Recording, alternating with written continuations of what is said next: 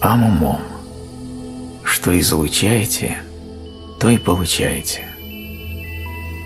Мудрая книга ответов на твои вопросы.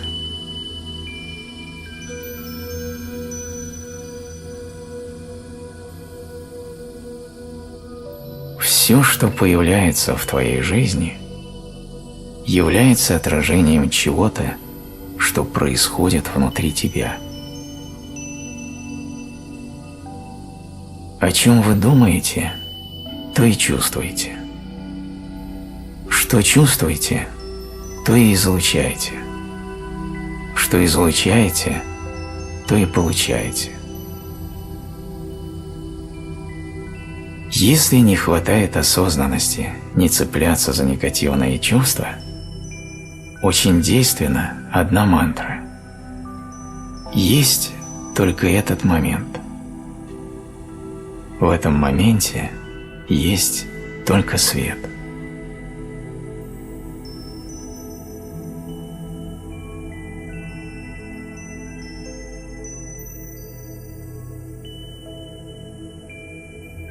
Не умеющий дарить не сумеет получить. Энергия всегда работает на вход и выход. Нет ни лучшего, ни худшего пути. Есть только твой путь. По нему и иди.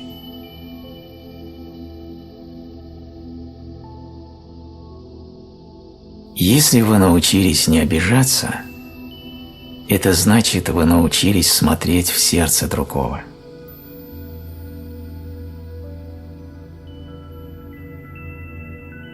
Однажды вы поймете, что ваше истинное величие начинается там, где заканчивается ваша гордыня.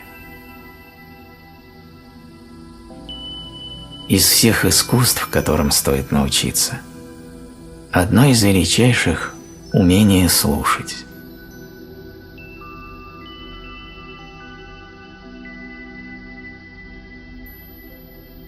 Пусть ум будет тих и внимателен. Не будьте вовлечены, но слушайте так, будто слышите Бога.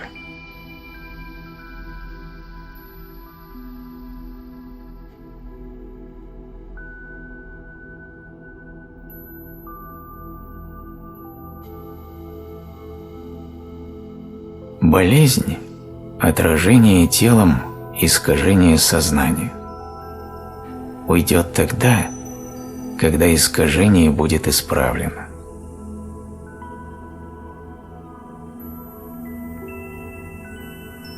У тебя нет врагов. Мнимый враг – это ангел, посланный раскрыть врага в себе.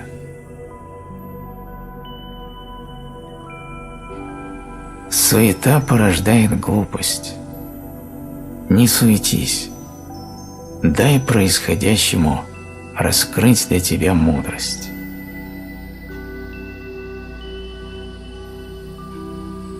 Наблюдай свою мысль.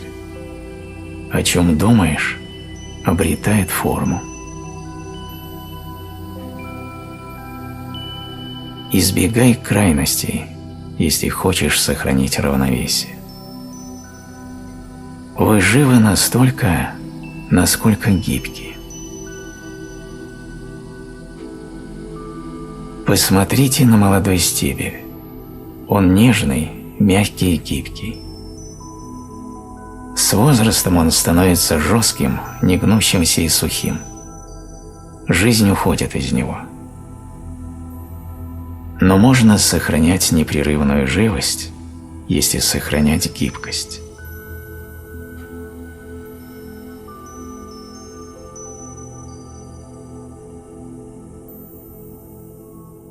На что дольше всего смотришь, тем со временем и становишься.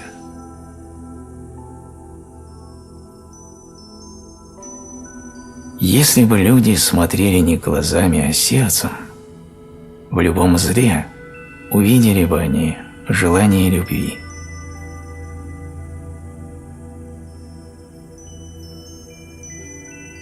Закон прост. вы теряете силы и выгораете в той сфере жизни, где отсутствует личная подлинность. Любое взаимодействие с жизнью, в которой вы – это не вы, приводит к развалу. Если дело жизни или отношения не подпитывается искренностью и идентичностью, это страх. Вот почему вы теряете силы и выгораете. Вот почему вместо роста получаете распад.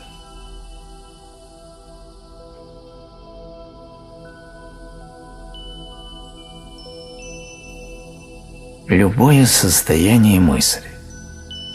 Не нравится состояние – измени мысль. На что настроишься, так и зазвучишь. Велик тот, кто в ничтожном умеет узреть великое. Забыть плохое значит впустить хорошее.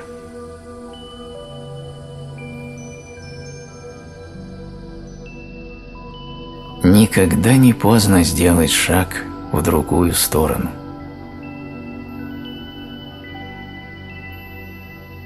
Спроси себя, есть ли от того, что я делаю, радость и легкость в душе? Если нет, значит, ищи ошибку.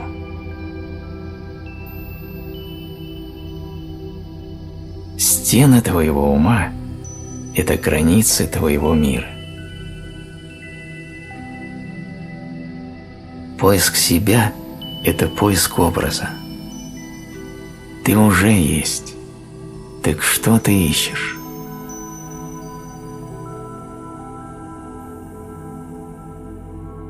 Пока у вас есть убеждение, что иной человек обязан исполнять ваши ожидания, собственные ресурсы остаются невостребованными. Внутренние силы не используются, ответственность за собственную жизнь не берется. Внимание фокусируется на обвинениях и манипуляциях, что приводит к деградации и саморазрушению. Точкой перехода к самосовершенствованию и развитию собственной жизни является осознание того, что каждый живет в единственном вымышленном мире. Никто не знает подлинного мира. Каждый называет истиной свои личные фантазии. Счастливое сосуществование – это новый уровень обмена грезами, уважения, взаимного соприкасания и соприсутствия.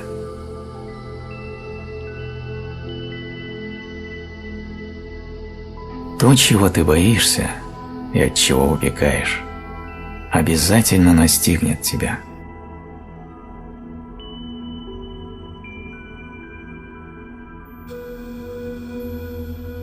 Доверяй внутренней тишине. Одного этого будет достаточно, чтобы идти, не сбиваясь с пути.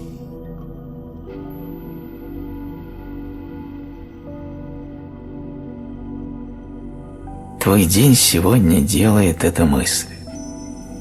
Выбери ее.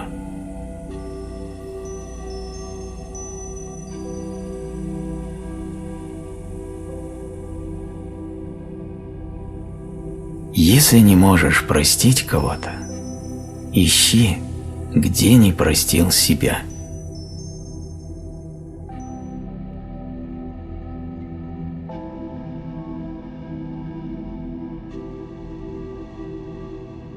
Минута примирения стоит больше 1000 лет борьбы за истину.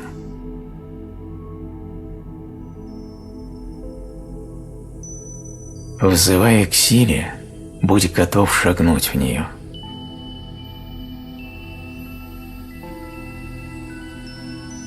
Нет человека без глубины. Нет глубины без тьмы. Обличающий тьму в другом обличает ее в себе.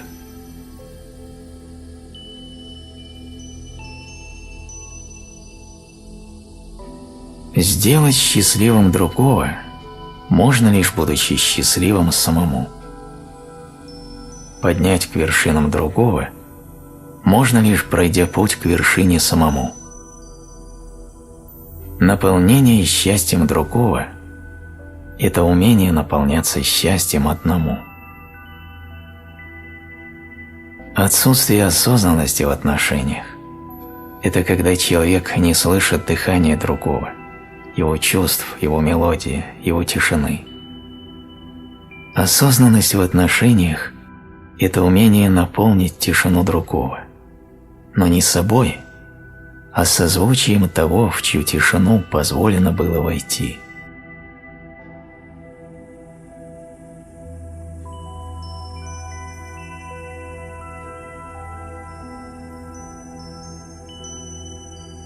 Дьявол – удобное слово для тех, кто не хочет брать ответственность за тьму в собственном уме. У людей нет недостатков. У людей есть излишества. Очистись от лишнего и заискришься чистотой.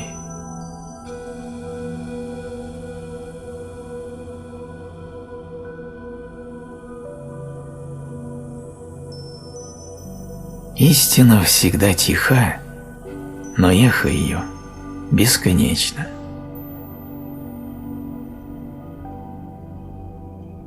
Куда бы ты ни пришел, найдешь лишь то, что принес с собой.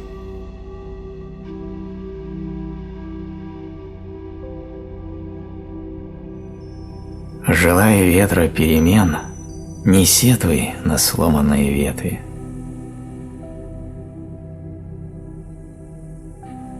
Если сложное решение не требует незамедлительного принятия, постарайтесь принять его, прожив 3 состояния: опустошенная душа, холодный ум, радующееся сердце.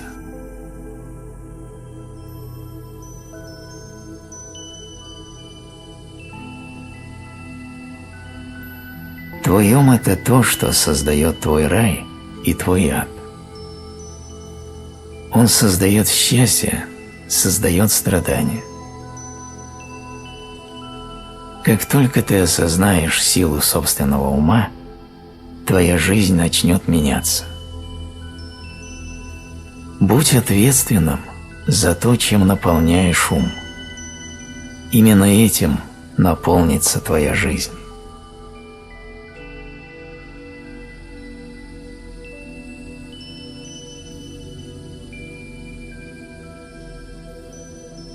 Нет прощенных и нет прощающих. Чтобы принять этот факт, достаточно осознать, что ничего не происходит без замысла на то высшего разума.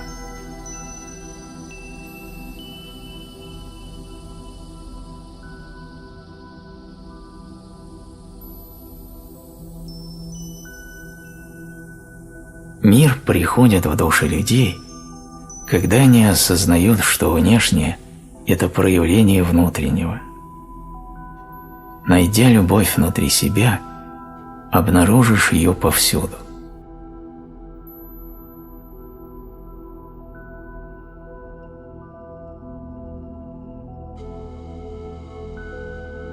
Глядя в глаза другому, ты смотришь в глаза себе. Ни в одном из мест и ни в одной из вещей ты не увидишь того, чего нет у тебя внутри.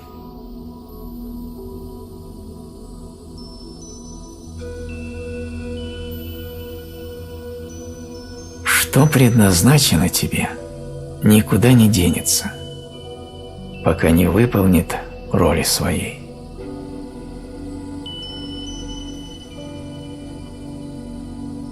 Твоя жизнь, отраженная вовне собственное мышление.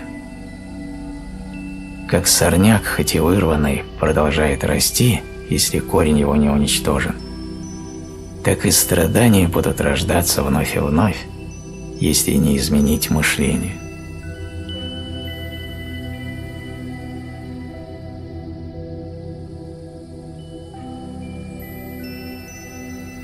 Всякая проблема, которую приносит человеку жизнь, обязательно имеет решение. И решение это всегда по силам и несет в себе лишь нужное благо. Будь это не так, проблема не пришла бы.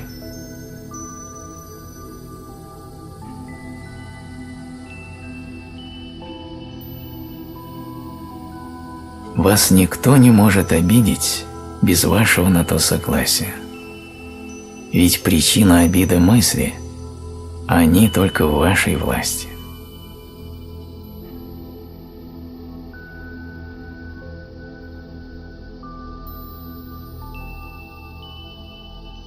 Умение оставаться спокойным внутри – рождение гармоничного мира снаружи.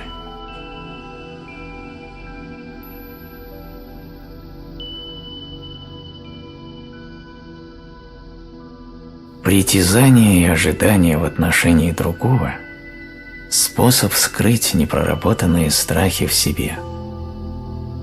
Чувство боли – это неотданный долг. И чаще всего это долг, неотданный самому себе.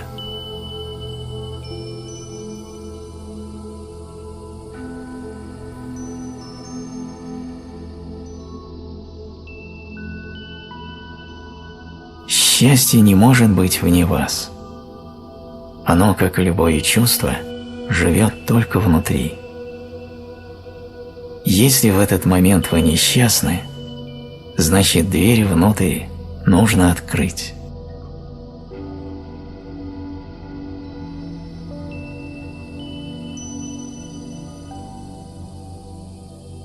Избавиться от гордыни, злейшего врага в себе, на самом деле просто.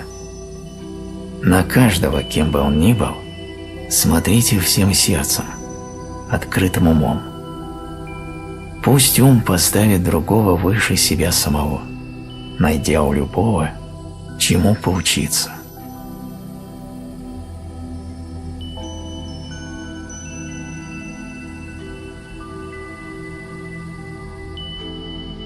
Родитель собственного счастья и несчастья – ты.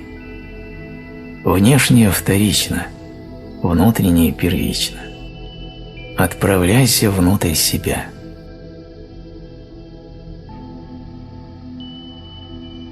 Ваши страдания вызваны вашим сопротивлением. Сказав Вселенной «да», вы получите ключ от ее сокровищ.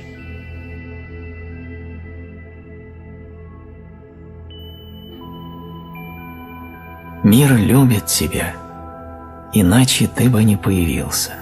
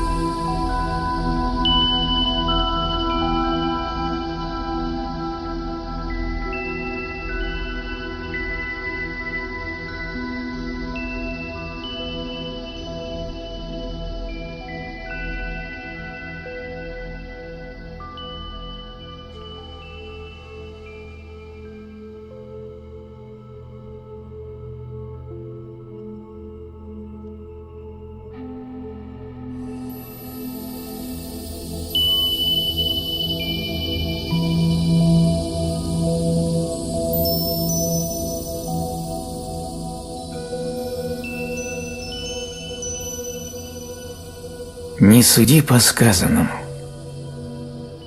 Сказанное всего лишь эмоция, настроение. Не суди по несказанному. Несказанное – страх быть непонятым. Не умом слушай, он всегда спорит. Сердцем слушай. Оно лучший советник.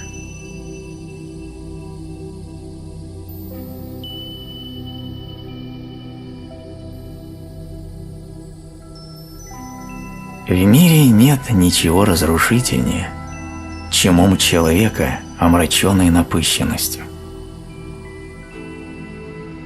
Первый шаг на пути к искусству владения умом – умение слушать другого так же, как слышишь самого себя.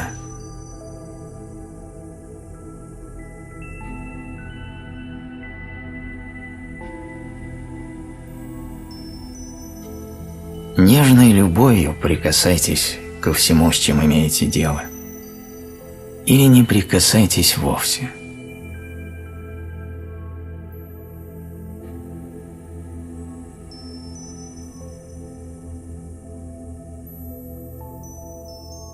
Вам встречаются люди, похожие на льдинки и колючки? А может, именно потому Господь направляет их вам, что видит в вас достаточно тепла, которым вы сможете их отогреть. Ты можешь по собственному желанию наполнить свой мир добром или злом, алчностью или бескорыстием, агрессией или миром, равнодушием или милосердием. Помни только, что оставляешь на пути своем, то и встречается в нем.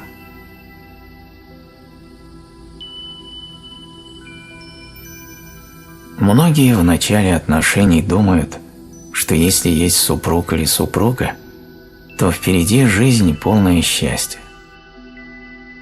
Но на самом деле любовь не бывает неподвижной. Она похожа на растение, которое либо растет и цветет, либо вянет и умирает. Все зависит от того, что мы с ним делаем. Будьте осознанны в отношениях, берегите их.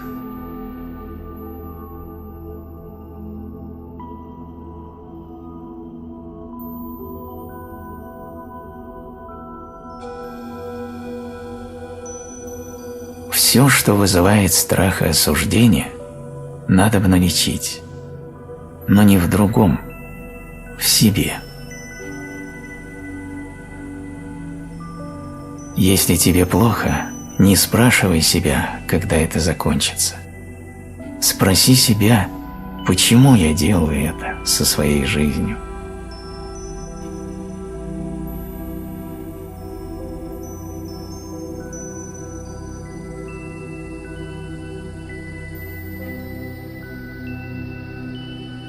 Не владеющий собой будет пытаться владеть другими. Таким образом он получает иллюзорный покой и мнимую стабильность. Однако получаемое очень шатко и не имеет силы. Лишь внутренний контроль рождает мощь и незыблемую силу.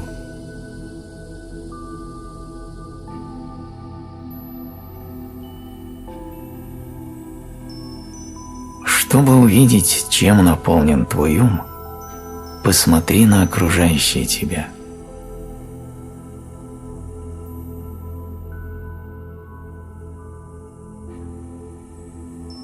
Когда ты жаждешь исполнения одного из своих желаний, ты не задумываешься над тем, что для того, чтобы оно исполнилось, тебе нужно через что-то пройти, чего-то лишиться, что-то приобрести.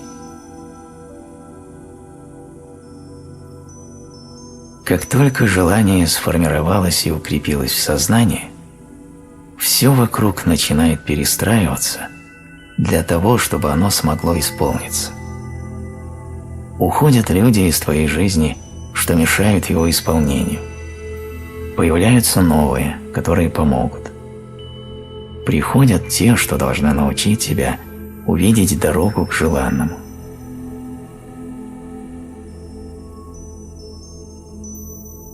Иногда нужна сила, без которой не пройти по этому пути, а сила дает боль и трудности.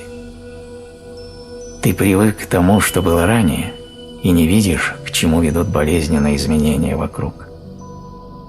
Но ведь ты хочешь исполнения желаемого. Оно то, чего не было, но то, что должно родиться. И это уберет старое из твоей жизни, что не давало прийти новому.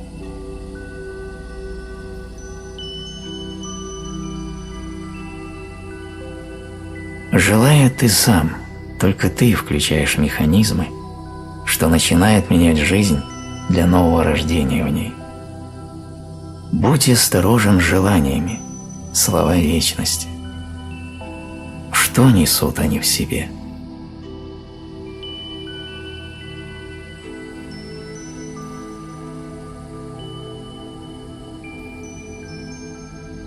Наблюдай свою мысль. О чем думаешь, обретает форму.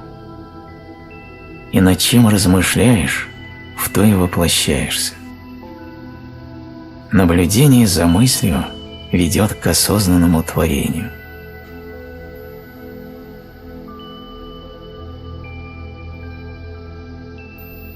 За ночью всегда приходит рассвет, а темнота не единственное, что есть в этом мире. Она содержит много света, и именно в ней он рождается. Всегда помните об этом.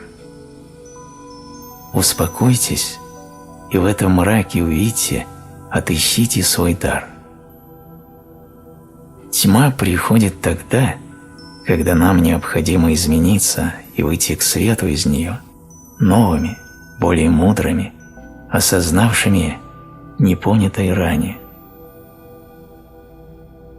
Если вы сделаете это, потоки радости, новых благ, даров, любви будут струиться из вас и к вам.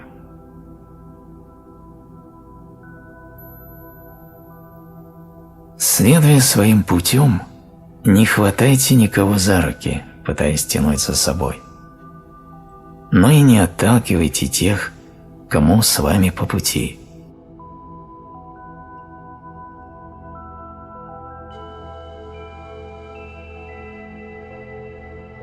Рассвет. Он прекрасен, но был бы возможен он без ночи.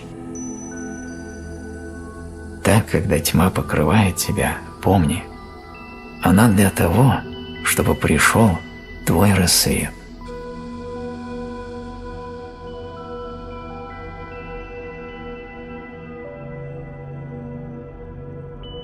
Найдя любовь внутри себя, обнаружишь ее повсюду.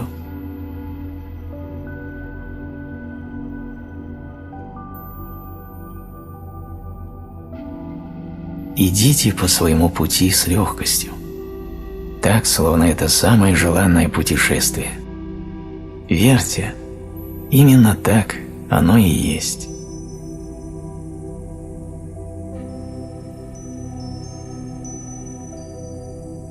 Не бойся того, что будет завтра.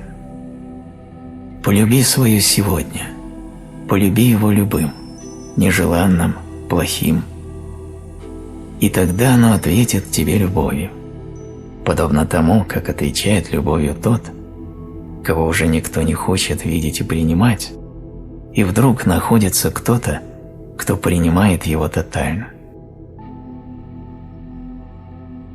Идите по своему пути с легкостью, словно это самое желанное путешествие. Верьте, именно так и есть.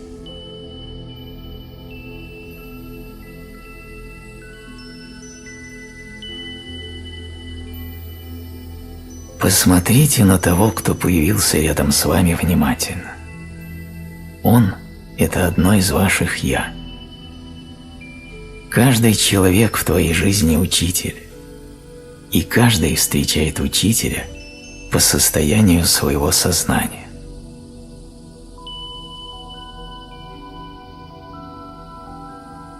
Между двумя влюбленными не должно быть никаких страхов, иначе любви нет. Отбрось все опасения, их не должно быть в любви. Ты не должен себя прятать. Что бы ни возникло в твоем сердце или уме, и это должно быть прозрачным для любимого.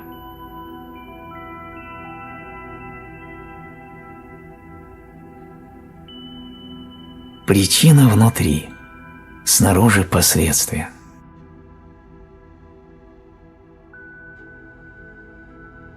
Жизнь по форме игра, по содержанию искусства, а по трудности овладения игрой – поединок с эгоизмом.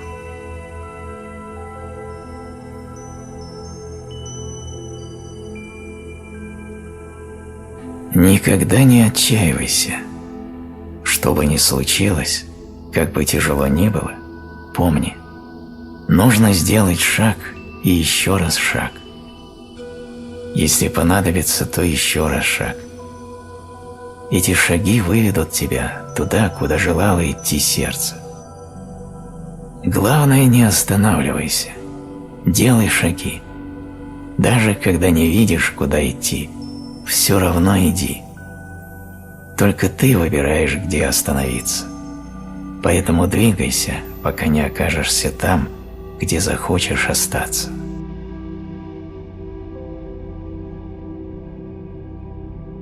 Мысль – это живая энергия. Будь осторожен с ней. Когда мысль выскальзывает из твоего ума, а затем улетучивается, она не перестает жить. Так же, как вид за окном из промчавшегося поезда. Он не перестает существовать, хоть ты о нем тут же забыл. Ты выпустил энергию, она живет и творит. Позже ты обязательно встретишь эту мысль, встретишь сотворенное ею.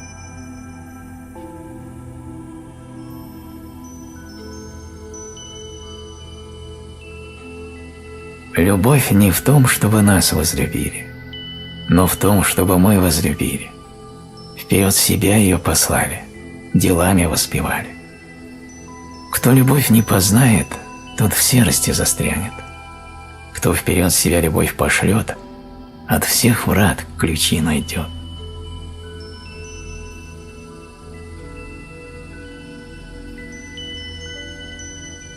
Ваша жизнь – это ваше личное развитие, а не служение внешним объектам.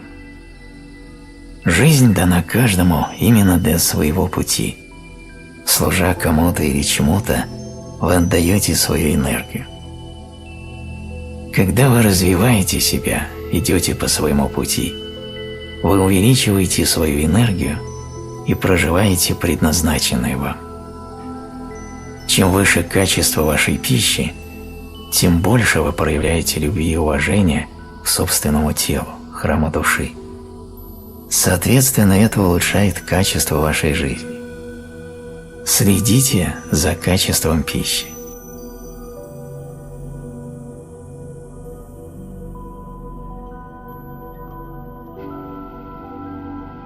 То, что необходимо, произойдет.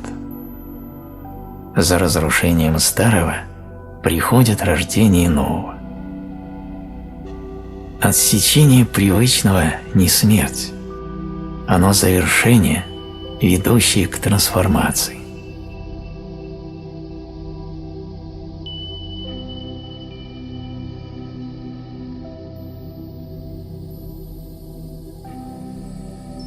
Лишь прекратив бояться будущего и гневаться на былое, мы можем творить то, чего желаем сейчас.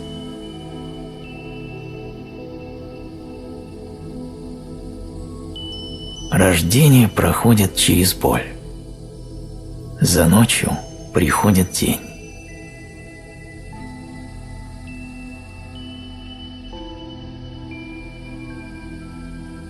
Крепко держи в узде свой ум, думай о великом, но не зацикливайся на нем. Не ожидай, но никогда не отступай. Все замечай, но знай, что глаза не видят. Немногое поправляй, ибо все уже совершенно. А каждый человек, с которым ты встречаешься, знает то, чего не знаешь ты.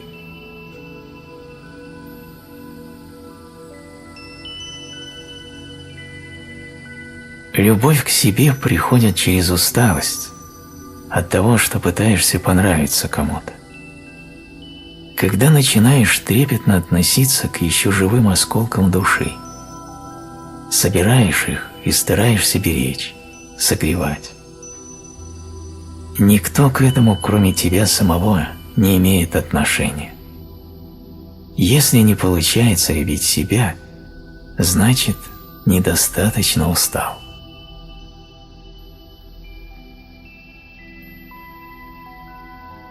Правда очень тиха. Если вы что-то доказываете, это первый признак того, что сказана ложь, что внутри идет неосознанная борьба с тем, что однажды причинило боль. А из той боли вырос колючий куст, который теперь вы зовете правдой. Правда очень ненавязчива. Если вы о чем-то спорите, значит, вы выдаете собственные убеждения, навязанные окружением, социумом, родителями, болезненным опытом, за правду.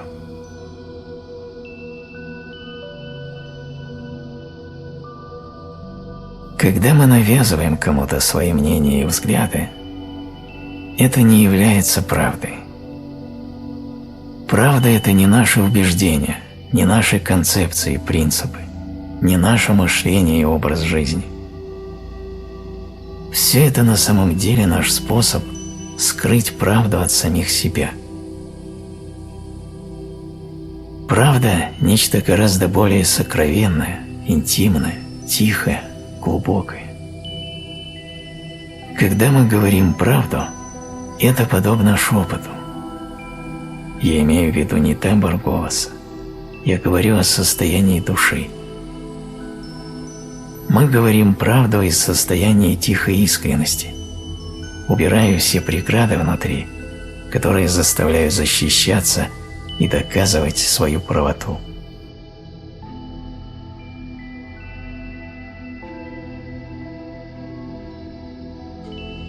Пока человек убежден, что его потребности и ожидания должны исполняться другими людьми, а без этого он не может быть удовлетворенным, пока он требует от других наполнения, но не думает о том, чтобы наполнять самому, его собственные внутренние силы остаются невостребованными и неиспользованными, а те, что есть, расходуются на обвинения, пересуды, ожидания, которые не дают появиться в жизни творчеству, жажды кармы для другого, праведного наказания по заслугам тех, кого он считает ответственными за свою жизнь, виноватыми в его страданиях, не понимая, что наказывает каждый только сам себя, часто даже того не ведая, но всегда заслуженно.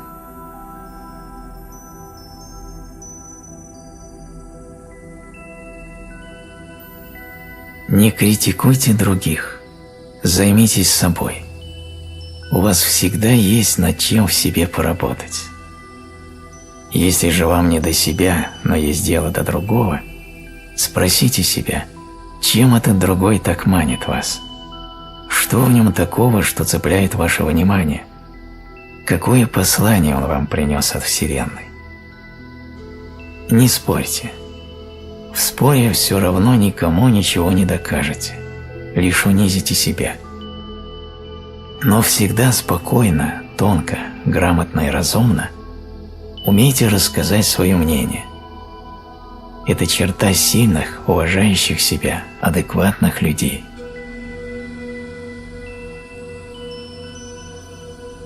Не навязывайте свое мнение окружающим. Любое навязанное мнение, либо действие, даже любовь – это агрессия, а она, в свою очередь, проявление страха.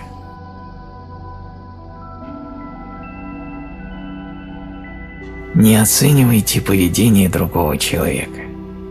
Постарайтесь понять, оценивание другого – это в первую очередь неосознанное обесценивание себя.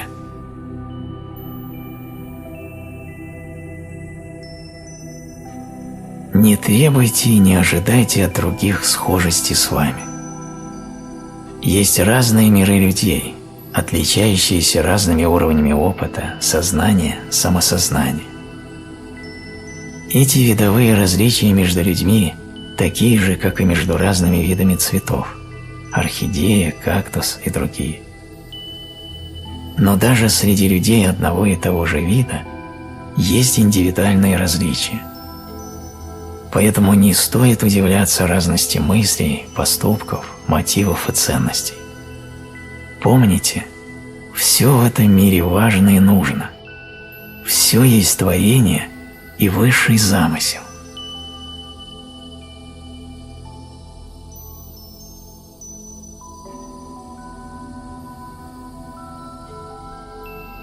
То, к чему вы действительно готовы, вы обязательно получите.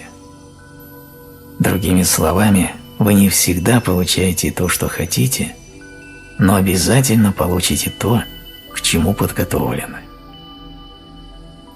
Бывает, небеса обрекают тебя на страдания, но не для того, чтобы ты жил через боль, а для того, чтобы, пройдя через нее, обрел небеса в себе. Боль – это стук небес в твою душу.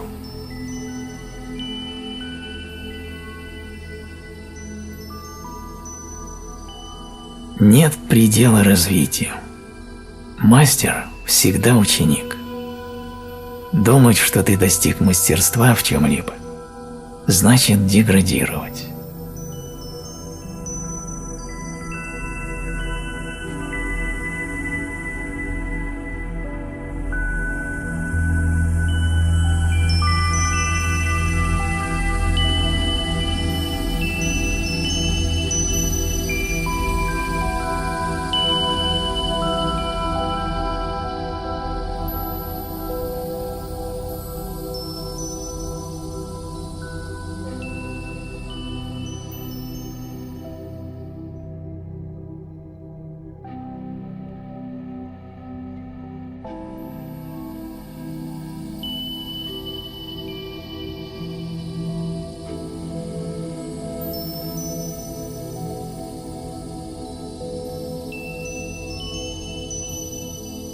Будь уверен, все, что ты можешь увидеть внутри другого, есть отражение твоего внутреннего мира. Ибо ты не сможешь увидеть ничего, что в том или ином виде не пережил, не познал когда-то сам.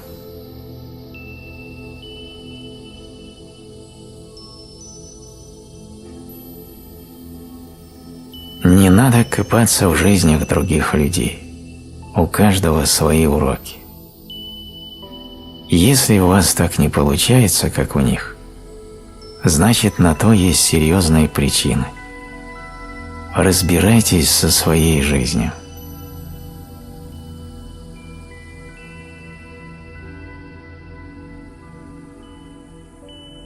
Чтобы услышать другого, для начала надо замолчать самому. Сказать тише своим убеждениям, принципам, страхам, ожиданиям, требованиям, всему, что ежесекундно говорит в нас.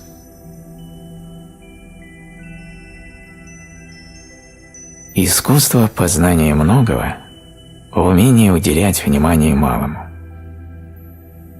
Нет правды без лжи. Где знание, там и сомнение. Где сомнение, там и тропа к истине. Где благочестие, там и искушение. Лишь принимающему не является дьявол, и лишь к дьяволу тянется гордыня.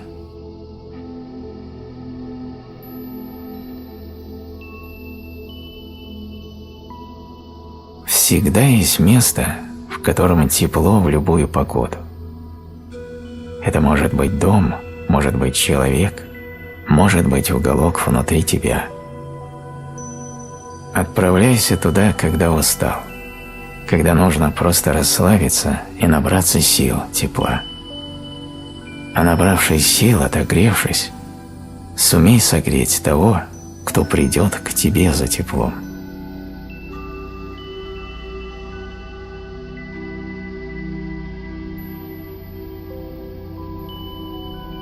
Все сказанное любым из людей есть лишь одна из временных сторон вечно изменчивой правды, но не догма, не истина, не правило.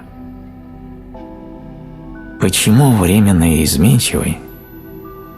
Потому что сама жизнь постоянно течет, меняется, переливается из одной формы в другую. Правда у каждого своя, и она опыт. Сегодня человек прошел один опыт, познав определенную правду благодаря ему.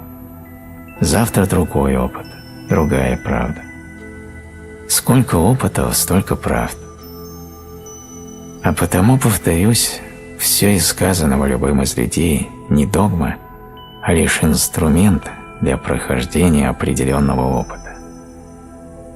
Инструмент, которым не сколотишь целую вселенную, как не сколотишь одним топором скрипку, замок, прекрасный горшок для цветка.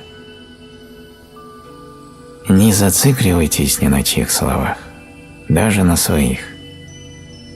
Дайте себе течь и переливаться, как переливается энергия жизни.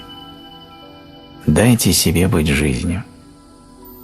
Проходите свои опыты, но не цепляйтесь за них, тем более за опыты других.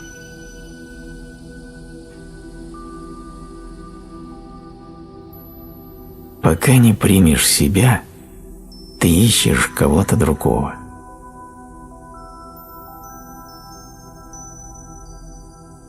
Не опустошив сосуд, не наполнишь его заново.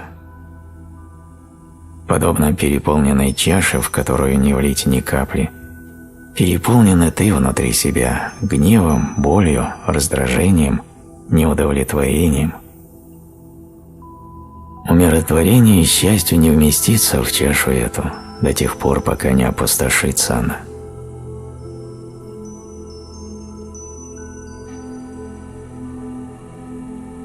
Не выбирая суждения, как защиту против непонятого тобой. Светло не там, где каждый свят, а там, где грешного не гонят.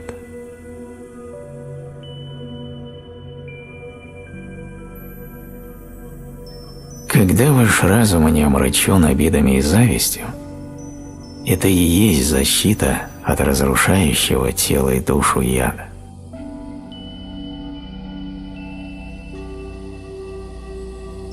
Любая негативная ситуация во взаимоотношениях с окружающими людьми – урок, который расскажет о ваших собственных, часто неосознанных установках. Отраженные вовне личные поведенческие механизмы, будучи осознанными, становятся прочитанными посланиями себе самому.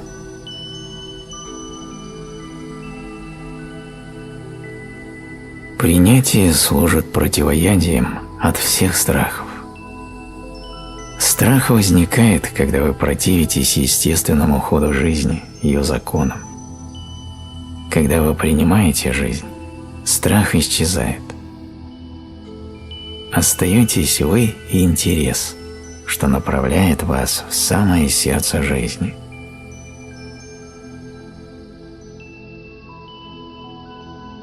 В природе ни одно живое существо не пытается контролировать ход событий.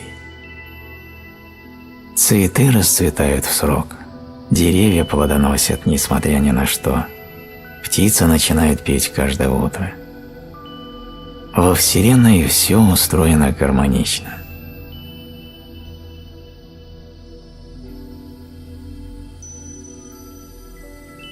Когда тебе невыносимо тяжело, отключись от переживаний и подумай, отчего так происходит. Зачастую мы не желаем признавать какой-то факт или событие, в котором оказались, для того, чтобы произошли нужные для нашей жизни изменения. Как будто вытесняем происходящее за пределы себя и постоянно твердим, что кто-то или что-то пришло погубить нас. И в этот миг губить себя мы начинаем сами.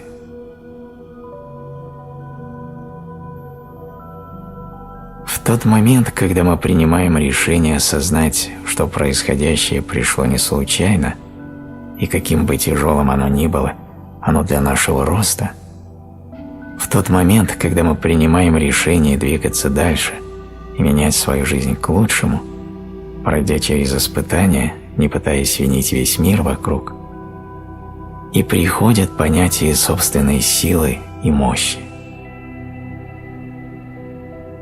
Происходит настоящее чудо, и шаг за шагом мы начинаем движение к мечте.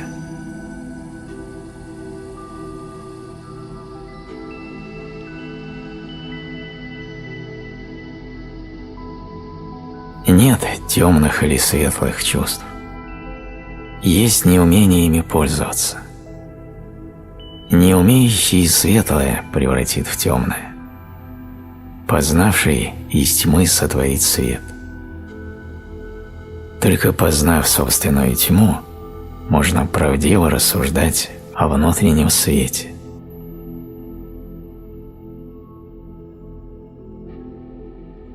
Когда шум суждения утихает, истина в свой дом двери открывает.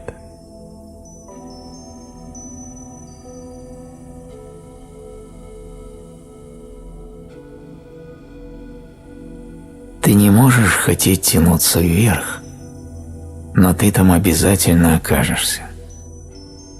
И зачастую при сопротивлении самым болезненным способом тебя выдернут с корнями. Ты потеряешь почву из-под ног. А оказавшись там, где должно, поймешь, что всегда стремился быть там.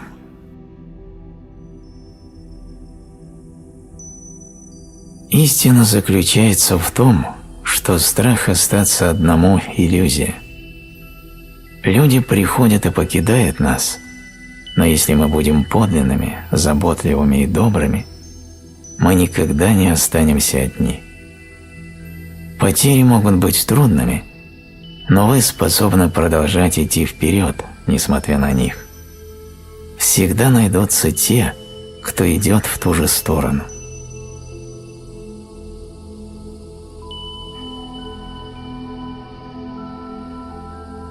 Боль от неизбежного связана не с тем, что само неизбежная боль. Она связана с сопротивлением неизбежному. При сопротивлении неизбежному человек тратит силу впустую, что начинает медленно травить и лишать жизни. Спазмирует душа, мозг, тело. Человек становится беспомощным, испытывая страх и боль. Если при этом он добивает себя мыслями, унижающими все попытки жизни помочь ему, обесценивая данный опыт, это усиливает боль. Освобождение от болезненных переживаний достигается при помощи работы с сознанием и остановки сопротивления, осознания и принятия того, что любой миг боли – миг перелома, за которым спрятана сила.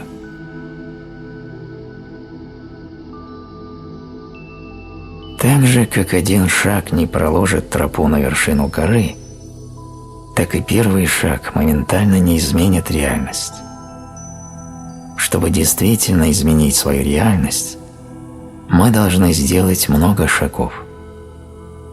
Но без первого шага не будет начала.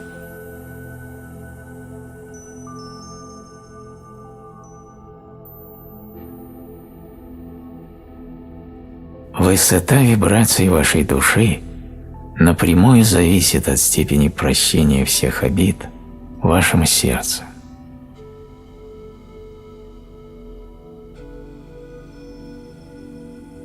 Не ищите счастья, оно всегда с вами. Несчастья нет как такового. Все, что люди зовут счастьем или несчастьем, есть лишь та или иная степень знания.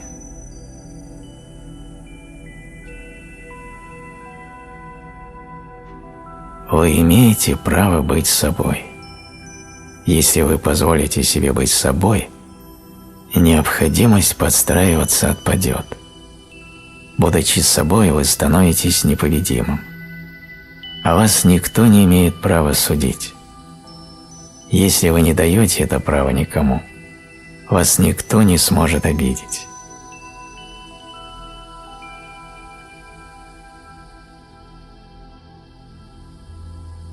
Свет и тьма – две неизменные формы, где одна для того, чтобы вторая могла быть.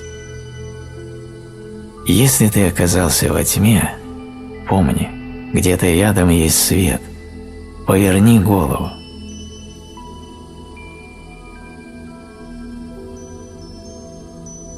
Пространство отвечает на наши действия, и мы, если захотим, можем почувствовать этот ответ и принять его с благодарностью. И наша благодарность способна менять отрицательные вибрации на положительные. И это и создает вокруг нас желаемую реальность.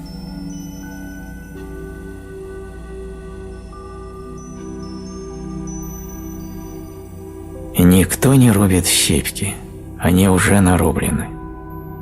То же самое с прошлым. Когда начинаете беспокоиться о вещах, которые уже прошли, вы занимаетесь тем, что рубите щепки.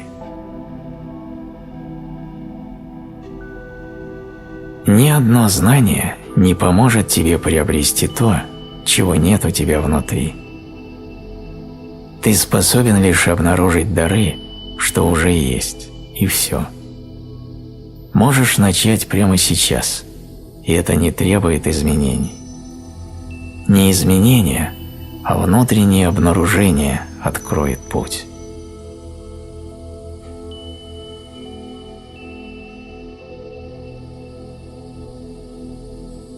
То, что находится в центре сознания и сердца человека, то и получает его силу. Если он сосредоточен на негативе, негатив усилится. Если же он смотрит на свои блага, сердечно благодарит за них и сознательно их взращивает, то они возрастут. Таков закон, по которому мы творим свою реальность.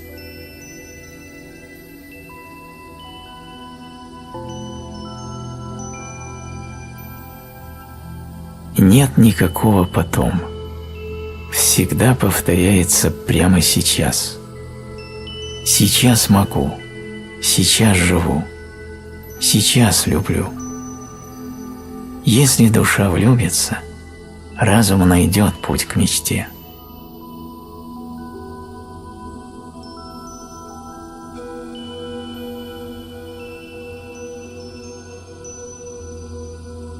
Лишь на самом дне хаоса спрятан ключ к ясности. Только в самой глубокой тьме рождается свет. Лишь услышав крик, можно научиться слышать шепот.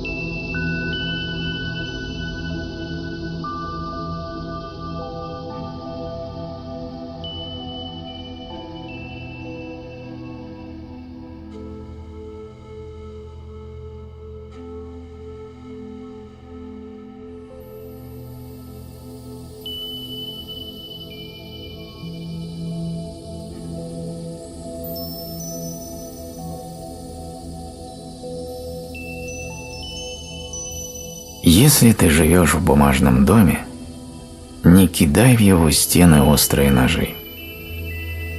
Если хочешь жить в любви и мире, не трави себе ядом обид и ненависти.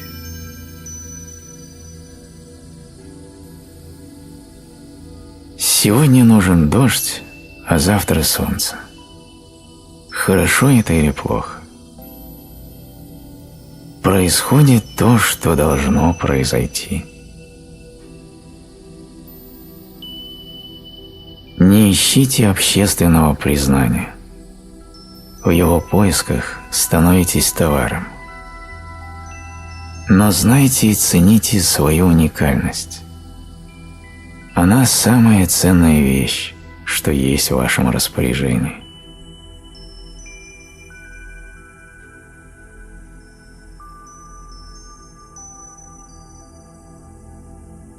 Тьма входит только в ту дверь, которую ей открыли.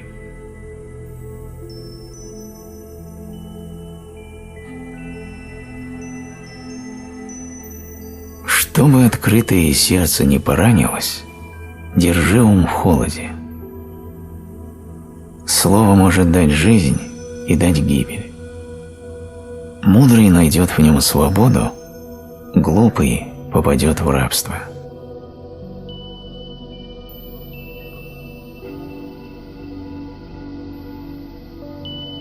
Неприязнь других людей не ваша проблема. Когда другие люди будут говорить или думать о вас плохо, продолжайте быть собой, не надевайте маску. Никогда не позволяйте чему-либо негативу предать вас. Не думайте, что люди делают что-то ради вас. Они всегда делают что-то ради себя. Меняйтесь, если это делает вас лучше, но делайте это ради себя, а не ради признания другими. Волнуйтесь о собственном внутреннем мире, а не о мнении других. Если вы верите во что-то, не бойтесь, что вера бессмысленна.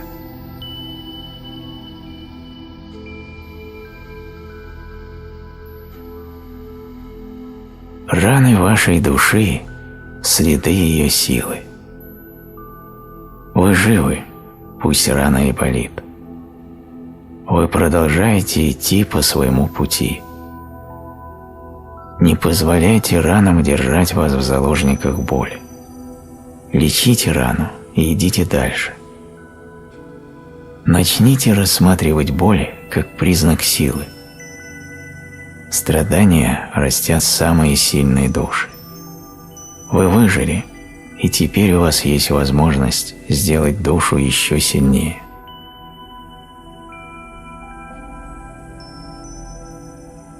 Твоя проблема в тебе, и в тебе ее решение.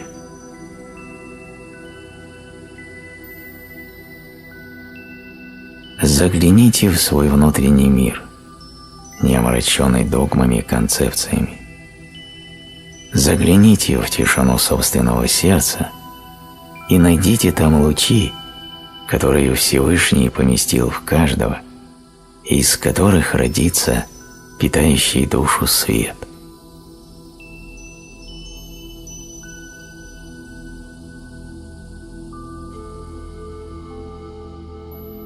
Вся агрессия и злость в этом мире – это просто крик о неполученной любви. Если вы захотели причинить добро встречному, а он не воспользовался вашей помощью или принял ее, но в ответ пустил в вас стрелу, вам нужно осознать – это было не добро для него, а добро для вас, чего вы не поняли. Либо для этого человека помощью сейчас является не добро в вашем видении.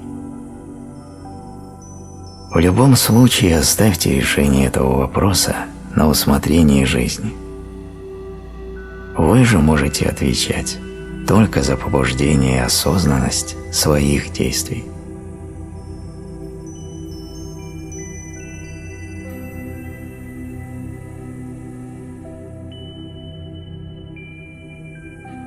У каждой души есть два пути.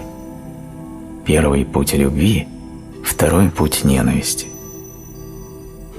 Первый путь тяжел в начале, но легок в конце.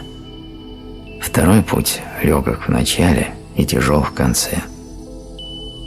Первый ведет к познанию тайн бытия, второй – к уничтожению себя. Какой путь будешь преодолевать, такую и судьбу будешь получать.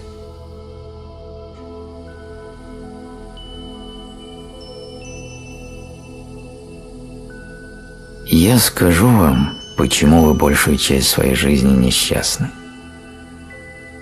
Вставая утром, вы делаете это с любовью и легкостью.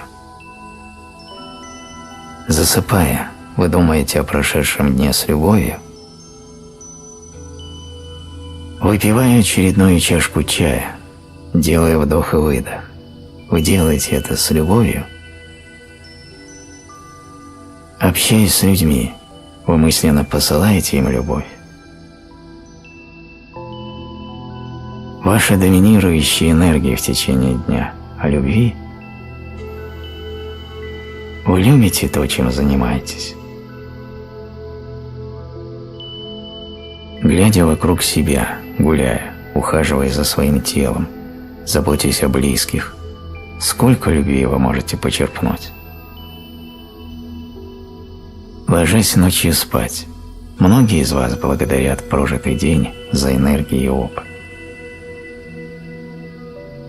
Как много из вас засыпает и просыпается с нежной улыбкой на лице. Энергия любви порой бывает попросту блокирована в вашей жизни, либо подменена на различные суррогаты. Отсюда и страдания, болезни, неудачи, плохое настроение. Любовь – это определенный стиль и образ жизни. Взращивайте ее в себе бережно и мягко. Учитесь чувствовать и видеть любовь, а научившись, делитесь ею. Ибо любовь – это то, что невозможно раздать до конца. Чем больше ее раздаешь, тем больше она пребывает. Да пребудет с вами любовь.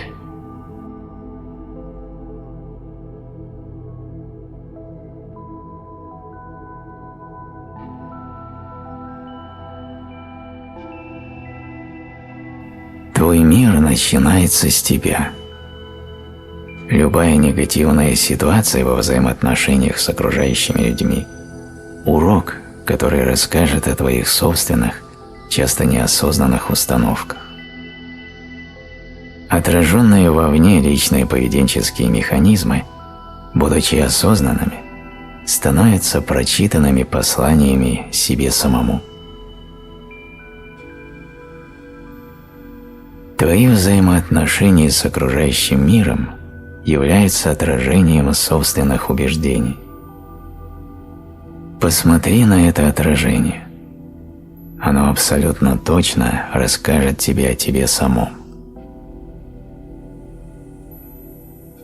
Расширив осознание всего, что пропускаешь сквозь себя, ты обретешь понимание собственного опыта, как отражающего опыт всей Вселенной, бесконечно воспроизводящий саму себя в разных масштабах. Большинство из нас ведет борьбу в противоречиях истинного и ложного, хорошего и плохого, приятного и отвратительного, красивого и уродливого, доброго и злого, этим разжигая внутри себя древнюю битву света и тьмы. Но еще никто не смог достигнуть того края, где заканчивалось бы одно и начиналось другое. Как только ты пытаешься достигнуть этого края, ты попадаешь в ловушку. В твоей душе начинается сражение, которое разрушает изнутри. Тот, кто намеренно не ищет добра, не выискивает и зла. Не выискивающий зла имеет мир в сердце, а из сердца несет его наружу.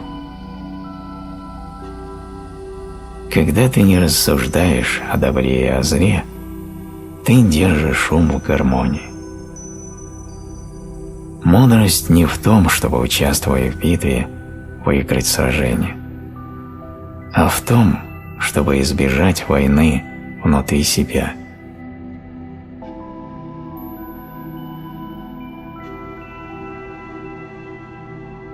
Своими стараниями изменить мир, привести его в порядок, ты несешь разрушение и войну в него.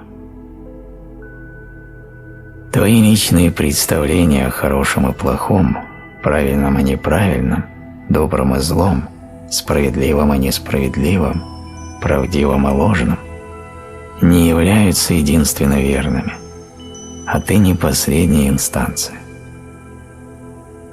То, что хорошо для тебя, плохо для другого. То, что справедливо для тебя, несправедливо для другого. Желание изменить мир обусловлено личными убеждениями, страхами. Страхи несут разрушение, внутреннюю войну. А она, в свою очередь, порождает ненависть, агрессию, недовольство, и как следствие увеличивается зло. Нельзя исцелить мир, одолеть причины страданий, приумножая зло. Невозможно прекратить войну, зло, развязывая новые войны.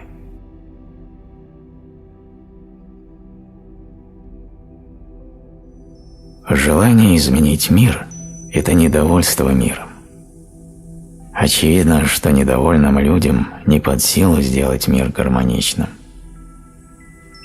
Поэтому важно понимать, что то, что льется изнутри тебя вовне, наполняет мир. Твой мир начинается с тебя.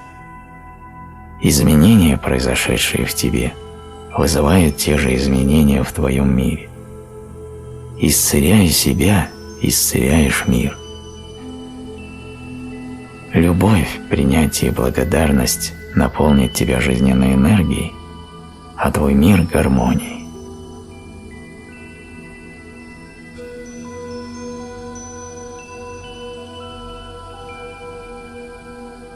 Представьте, что ваши глаза могут видеть в других то, что скрыто за их страхами, за желанием нравиться, желанием получить признание, любовь, силу, уважение. Представьте, что ваши глаза не подвластны иллюзии всего этого. Что остается невидимого в другом?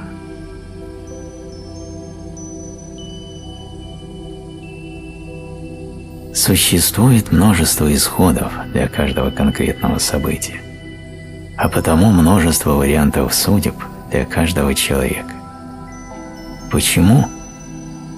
Потому что каждая вероятная возможность реальности уже создана и существует в нашем мире.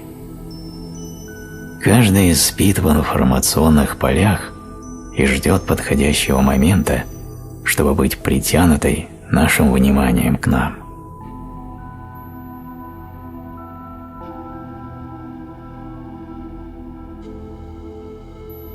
Когда вы находитесь на самом дне, вокруг мрак, и кажется, что весь мир обернулся против вас, нет сил, вы опустошены, опустились руки, вы не знаете, как всплыть и снова увидеть свет, снова наполниться и начать струиться радостью.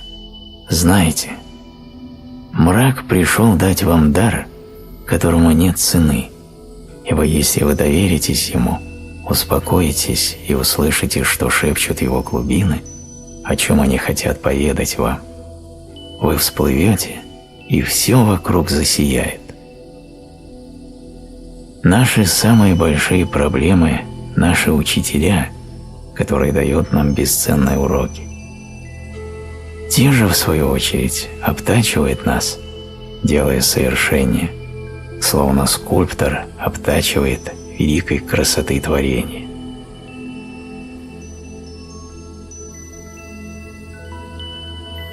То, на чем вы сосредотачиваете свои мысли и внимание, очень серьезно влияет на вашу энергетику. Если большую часть своего времени вы о чем-то переживаете, беспокоитесь, чего-то боитесь, то уровень вашей энергетики будет крайне низок. Причем, чем больше внимания вы этому уделяете, тем больше энергии теряете. Весь парадокс в том, что негативные мысли разряжают вас, а позитивные, наоборот, заряжают. Уделяйте внимание тому, что вы хотите получить, и как этого достичь. Оставьте пустые переживания другим. Знание обладает силой влияния. Это означает, что та или иная информация способна как поднять ваше настроение, то есть увеличить вашу энергетику, так и испортить его, то есть снизить ваши силы. Фильтруйте поступающую к вам информацию. Сузьте или уберите совсем каналы, через которые к вам поступает негативная информация. Увеличьте позитивные каналы. Вы знаете, какую силу имеют слова. Словом можно исцелить, можно и убить. Следите за тем, что говорите. Ярлыки, оскорбления, упреки создают в душе раны, которые сложно залечить. И эти раны прежде всего черные дыры в ваших телах, в вашей душе. Бойтесь недооценить свою способность причинить кому-то боль. Помните, в конце жизни распри не будут иметь значения, а вот состояние вашей души очень важно. Используйте силу слова по возможности для теплых слов, комплиментов, одобрения, поддержки.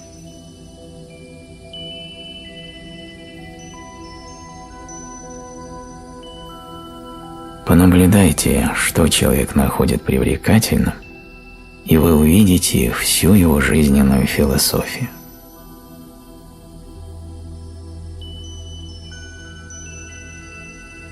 Внешнее уродство есть только в том случае, если ум превратился в камень. Позволив уму быть гибким, начнешь постигать красоту.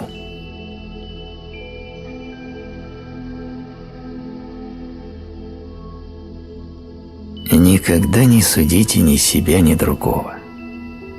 Если вы совершили что-то постыдное, увидьте это.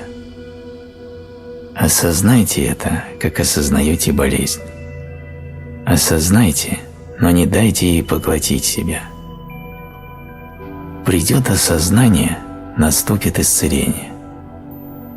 Нет смысла судить болезнь. Она – ключ к выздоровлению.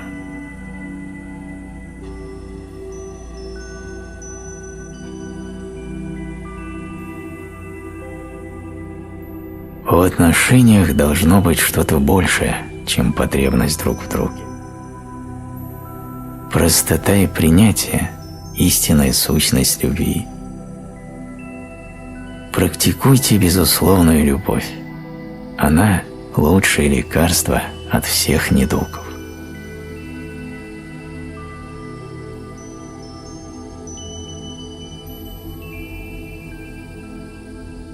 Мир, отклоняющий вас, – это мир, что был выбран вами, предающими самих себя. В целой жизни достаточно всего для того, кто действительно знает, чего он искренне хочет. Вне зависимости от того, где вы находитесь, доверяйте бытию.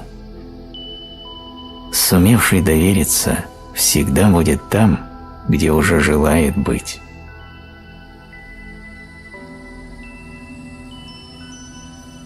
Единственное знание о человеческом благе – это любовь. Единственный корень всех бед – отсутствие осознанности.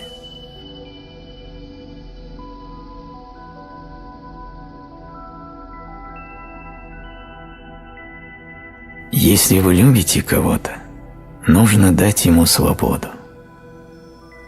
Свободным принимать собственные решения. Свободным жить так, как он хочет, а не так, как хотим мы. Если действительно любишь кого-то, нужно уважать его желания и потребности.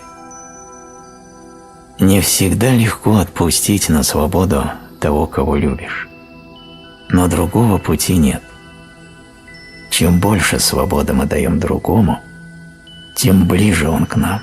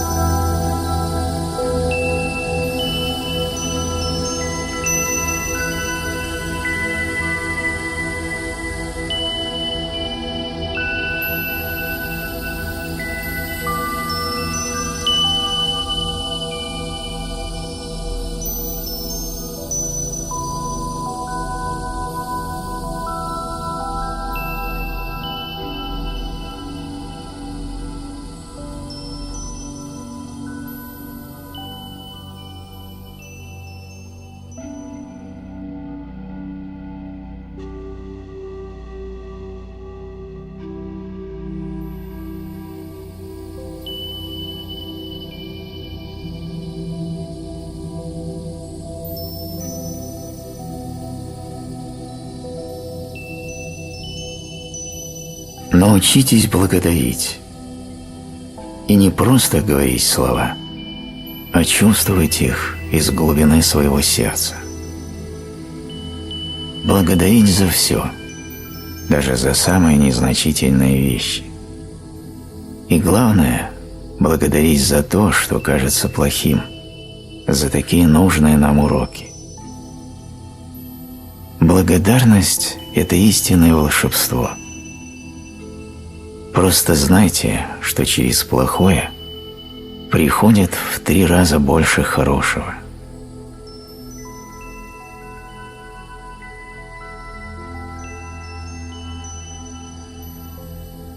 Ваше мышление – показатель тех событий, которые готовятся стать завтра вашей реальностью. Какую историю ты ищешь, блуждая туда-сюда?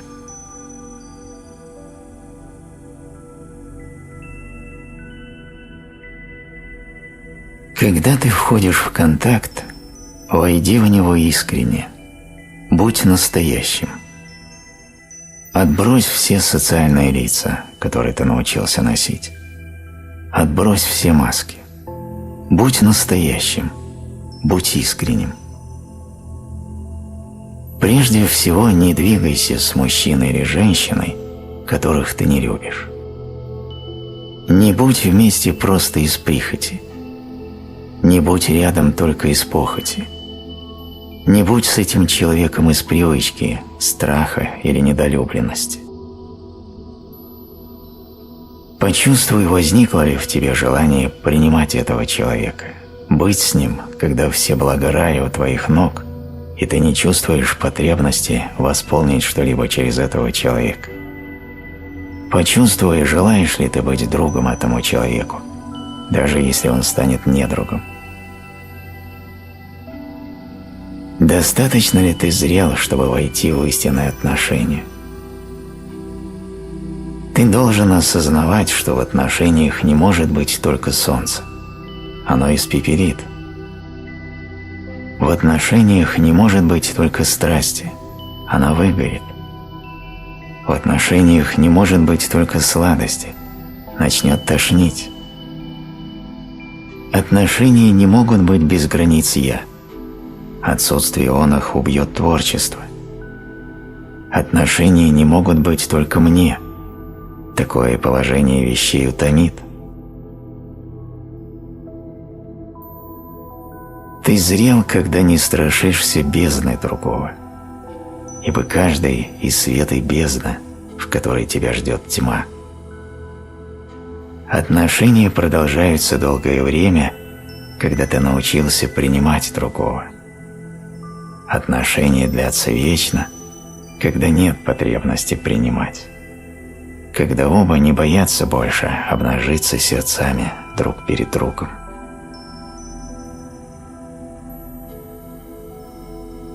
Подлинная близость в отношениях характеризуется возможностью показывать свою тьму без страха быть отвергнутым и распятым.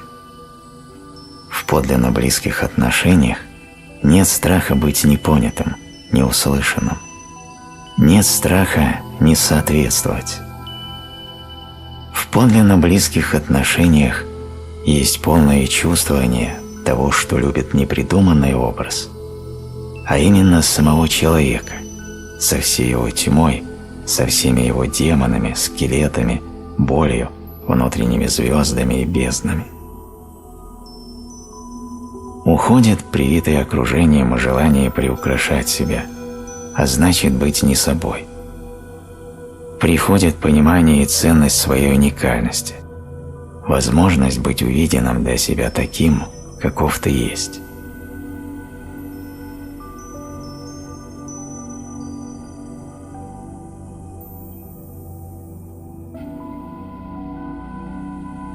Осознанная мысль, наполненная любовью, указывает путь к истине. Если твои ум и сердце чисты, как утренние капли росы, каждый встречаемый человек для тебя совершенен и прекрасен.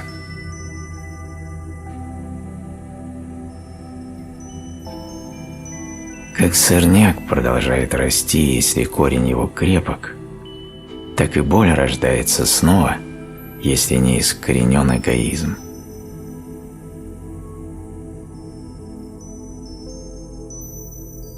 Никогда не стоит проводить параллели между собой и другим человеком. Пусть он кажется вам таким же миром, пусть он очень близок вам, имеет столько же взглядов на мир, но это вовсе не значит, что миры у вас одинаковые и самодисциплина должна быть одинаковой. Грани у всех разные. У каждого человека своя дорога, ведущая лишь к самому себе.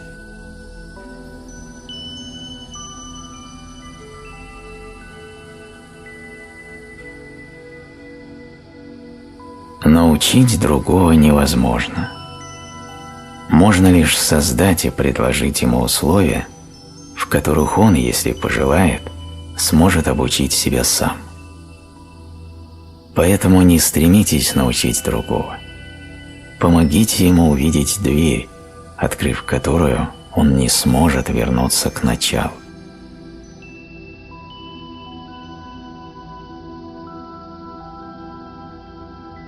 Счастье состоит не в потакании своим прихотям, а в преданности своему сердцу. Любовь не стареет, не изнашивается. Изнашиваются инстинкты. Любовь со временем становится крепче.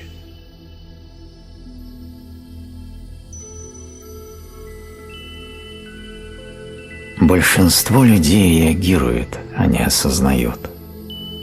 Реакция исходит от ума, из прошлого опыта, из окаменевших концепций.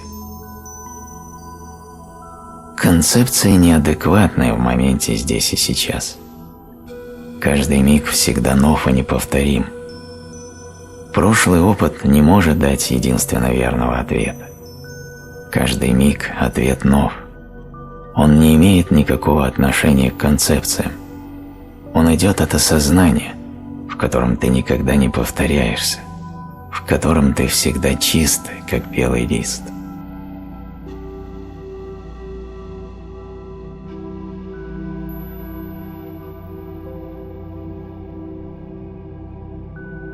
Все, что ты видишь, это отражение твоей любви или нелюбви к себе. Увидев боль, найди, где сам себе ее нанес.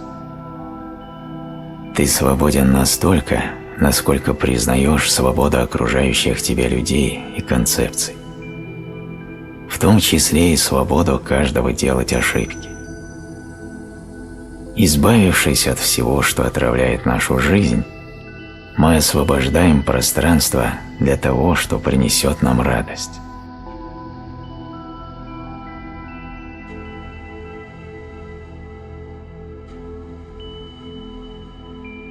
Во внутренней тишине знаний больше, чем во всех писаниях мира.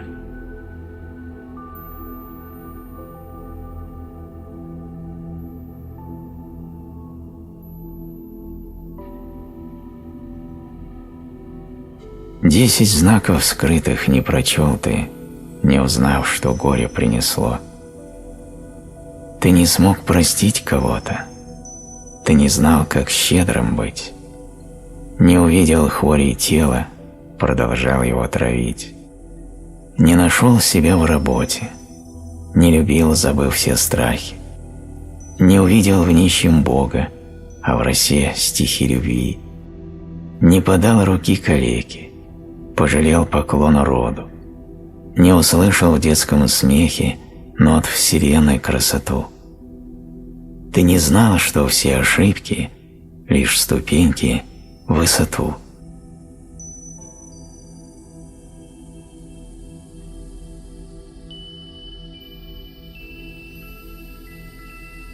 Один из этапов процесса жизненных изменений – это когда человек оказывается один на один со своей внутренней войной и больше не может переложить ответственность за свой путь на других людей.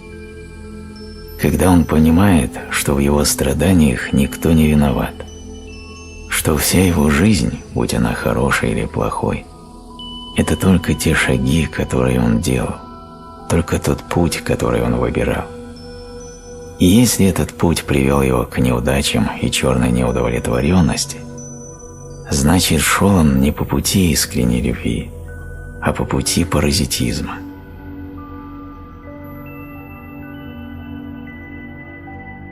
Следуя по пути своей жизни, учитесь без сожаления оставлять позади все то, что затрудняет движение вперед.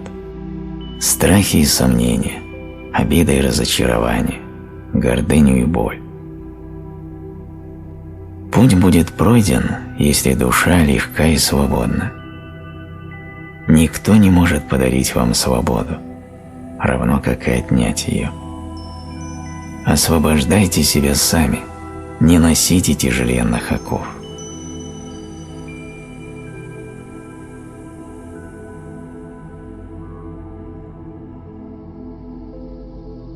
Добро и зло, красота и уродство – это лишь точка зрения.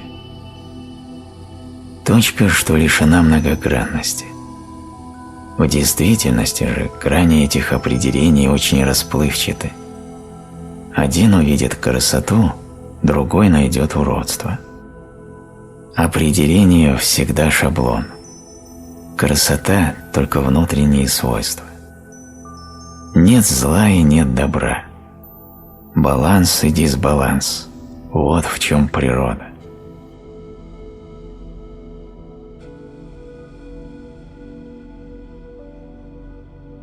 Чувство боли – это неотданный долг. И чаще всего это неотданный долг самому себе. То, что человек знает о себе – иллюзия.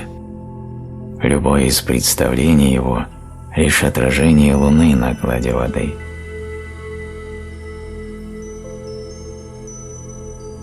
Добрые поступки приносят добрые плоды.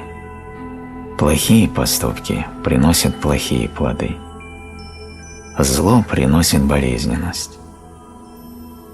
Не полагайтесь на то, что вас одарят боги или дни удачи. Эти вещи тормозят ваш рост. Если вы отдадитесь ожиданиям, вы будете страдать. Обратите внимание на собственные действия и речь. Очищая речь, вы наследуете силу. Делая добро, вы сеете благо.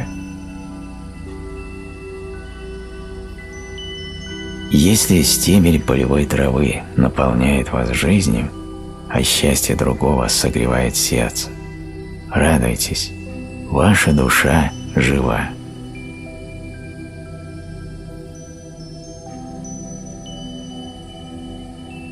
То, что должно помочь, придет, несмотря на твою слабость. То, что не должно помогать, не встретишь, несмотря на твою силу.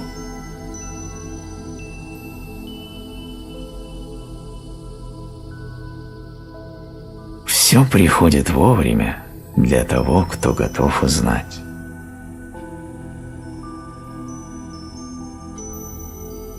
Воля Духа – это не отсутствие страха, а скорее осознание того, что то, что страшит, призвано обучить и изменить.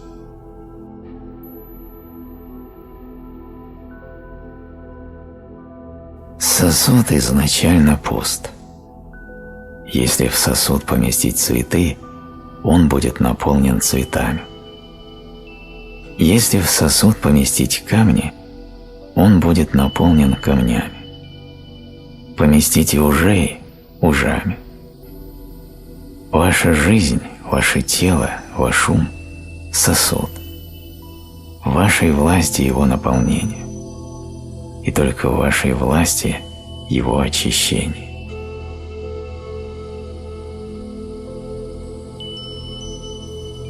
Тебе дана свобода быть собой. Используй ее. До тех пор, пока ты не являешься собой, ты не дашь другому быть свободным. Полет возможен лишь в свободе.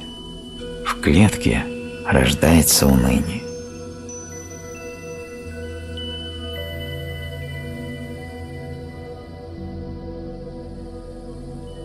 Самый верный ответ тот, что пришел к нам тогда, когда мы не поняли, что задали вопрос. Наблюдая за полетом осеннего листа, чувствуй полет внутри себя.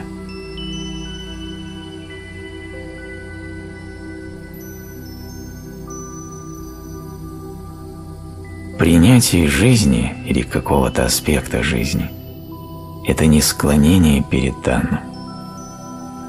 Принятие – это видение того, что есть. Принимать не означает впускать в себя.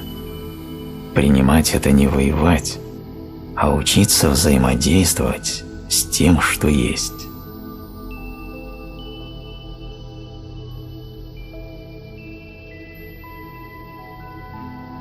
Познание возможно там, где нет цепляний за прошлое, ожидания от будущего и даже представления о настоящем.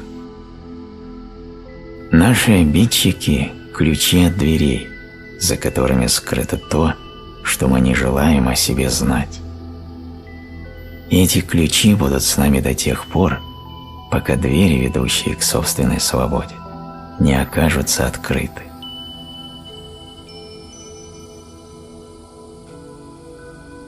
Учителя, в которых мы более всего нуждаемся, это те люди, которые находятся возле нас сейчас. Они самые лучшие наставники, отражающие те стороны в нас, что неосознанны и не проработаны нами.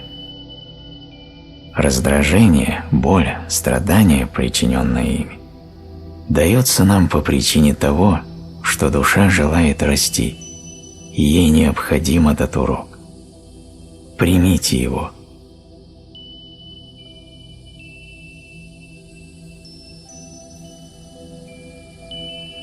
Самое большое желание, не покидающее человека весь отведенный ему срок каждой жизни, это познание самого себя. Познание, без которого не испытать любви, заполняющей огромную дыру внутри себя. И всякий опыт, всякая боль, приносимая другими, это всего лишь новая ступенька, новый инструмент в осуществлении этого желания. Инструмент, который человек сам выпросил в жизни, ступенька, на которую человек сам желал взойти, а потому некого винить в боли, некому прощать обиды и некому задавать вопросы, кроме самого себя.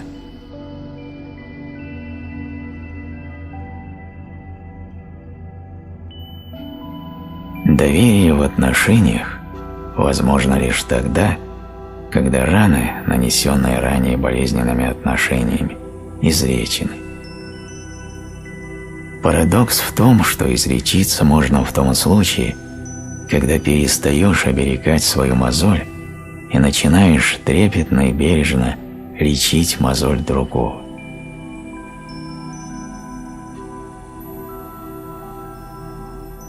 Человек чувствует вселенское отверстие внутри себя, которое всю жизнь пытается заполнить. Одному кажется, что мирские блага дадут удовлетворение, заполняющее пустоту. Другому, что достижение духовных высот сможет избавить от голода. Однако дыра настолько необъятна, что бы человек в нее ни закинул, ни конца, ни края ей нет.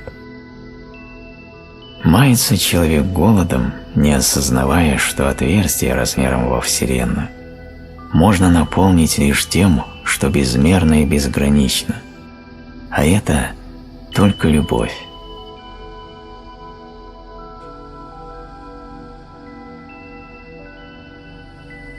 Бросая в колодец мусор, что и запьешь ты из него? Наполняя ум отравой, что извлечешь ты из него? Видеть невидимое, слышать то, что не произнесено, это видеть и слышать то, что скрыто от ума, но открыто сердцу.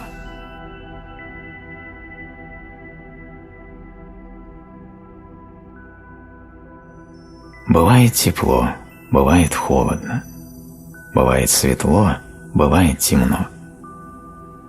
У всего и у каждого свое время и место. Можно мучиться вопросом о том, для чего создана тьма, а можно просто принять ее и знать, что за ней наступит время света. Когда холодно, грейся, когда темно, зажги свой свет. Не кляни тех, кто выбрал сон во тьме, и не плачь о тех, кто не желает согреться.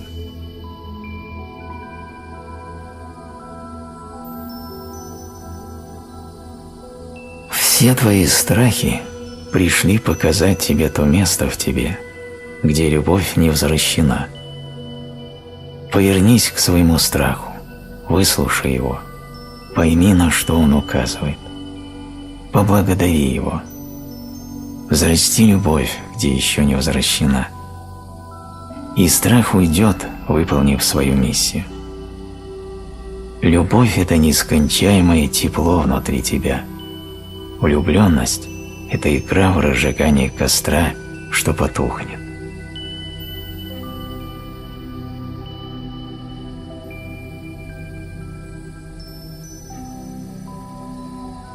Болезненная реакция на слова, поведение другого человека – один из аспектов гордыни.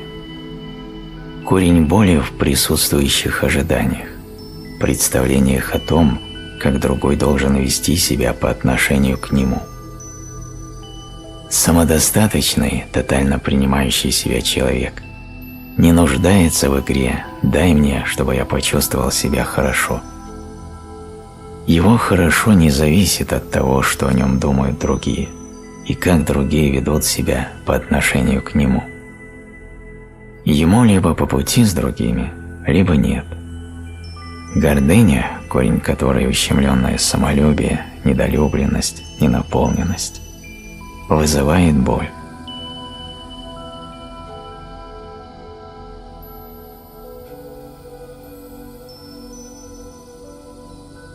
Нет судьбы, отдельной от вашего ума. Ваш ум и есть судьба. Судьба и судья, толкающий вас то в ад, то в рай.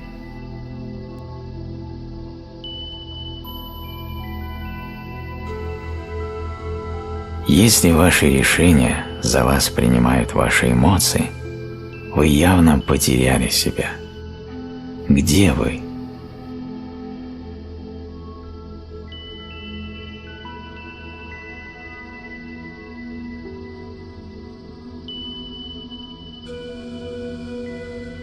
Мнение человека о вещах не есть мера самих вещей, но лишь мера, в какую он видит эти вещи. Если люди говорят злое о тебе, значит они говорят злое о себе.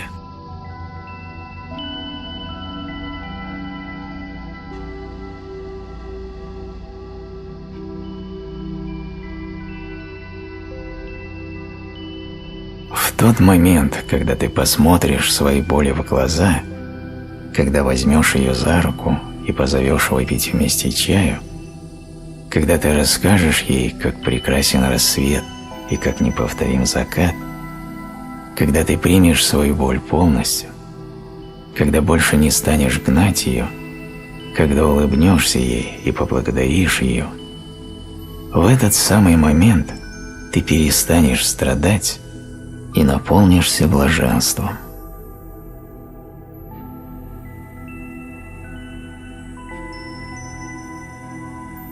На любую ситуацию в вашей жизни вы можете посмотреть с позиции «Я не есть эта ситуация». Смотрите, кто вы есть. Смотрите глубже.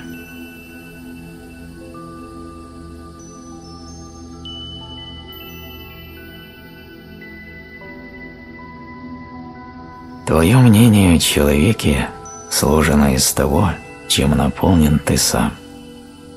Это либо твои страхи, либо твоя любовь. Кто-то боится ночи, и каждого, кого он увидит в облике ночи, он наречет демоном.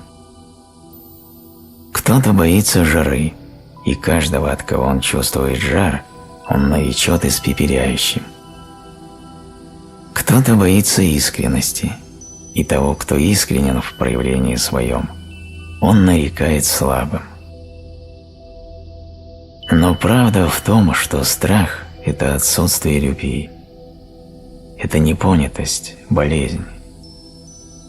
А потому все, что вызывает страх и осуждение, надобно лечить, но не в другом, в себе.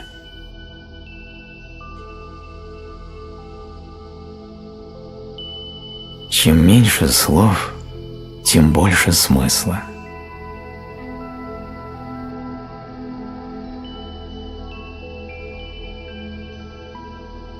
Сначала пройди через сумбур учений, затем осмысли то, чему выучился, и, наконец, отпусти то, что выучил.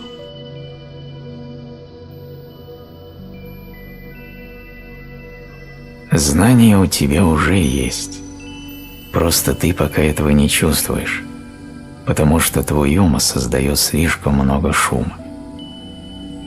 Ярлыки и оценочные суждения, которыми человек награждает кого-либо или что-либо, и есть зеркало его ума.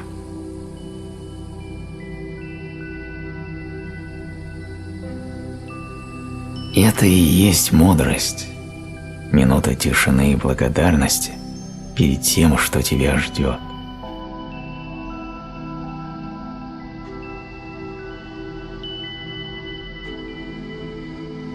Закон притяжения гласит: подобное притягивает подобное.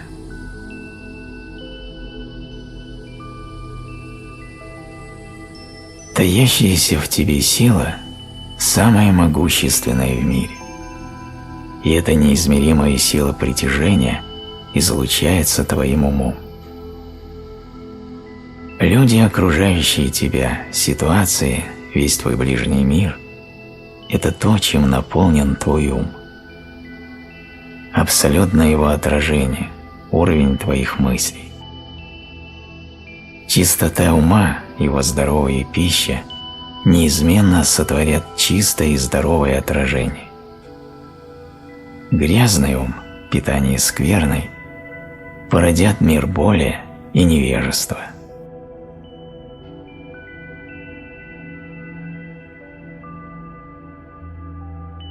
Глубочайшая доброта вытекает из познания глубочайшего зла. Не познать восторг света тому, кто не познал глубину тьмы.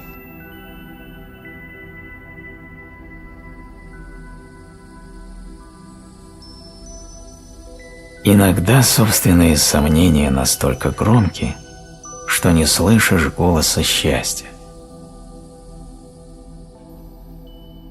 Если вы хотите, чтобы в вашу жизнь вошло лучшее, примите сначала худшее, ибо худшее есть родитель лучшего. Закройте глаза, и вы увидите. Перестаньте слушать, и вы услышите. Останьтесь наедине со своим сердцем, и вы будете знать.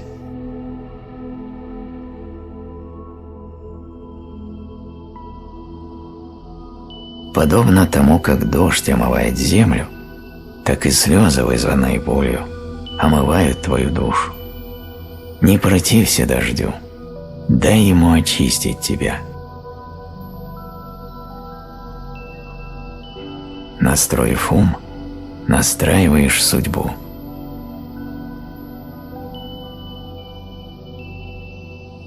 Эмоции – инструменты. У каждого свое предназначение. От человека зависит, породит он инструментом шедевр или разнесет все вдребезги вокруг. Зрелость – неотъемлемая часть глупости. Одно не наступит без проживания и осознавания другого. Не стыдитесь себя. Осознанный и мудрый взрослый сегодня – это глупый ребенок вчера.